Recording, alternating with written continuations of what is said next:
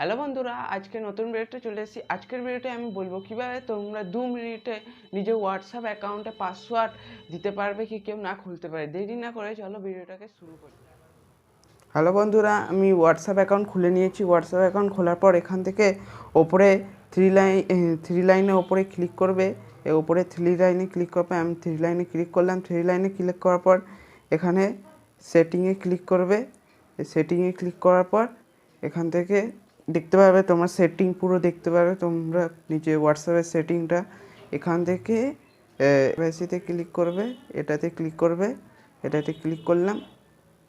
এটাতে ক্লিক করার পর নিচে চলে যাবে। পুরো নিচে চলে গিয়ে এখানে দেখতে পারবে ফিঙ্গারপ্রিন্টস। এই ফিঙ্গারপ্রিন্টসে ক্লিক করবে। এখানে ফিঙ্গারপ্রিন্টসে ক্লিক করার পর এখানে অন করে দেবে এটা। আর তোমার ফিঙ্গারপ্রিন্টস থাকলে ফিঙ্গারপ্রিন্টস দেবে, নাহলে পাসওয়ার্ড চাইবে পাসওয়ার্ড দিয়ে দেবে। আমার ফিঙ্গারপ্রিন্টস আছে, দিয়ে দিই। আর মিনিটের জন্য দেবে, এটা দিয়ে দেবে। আমি 1 মিনিটের জন্য দেবো, তো 1 মিনিটের জন্য ঠিক আছে।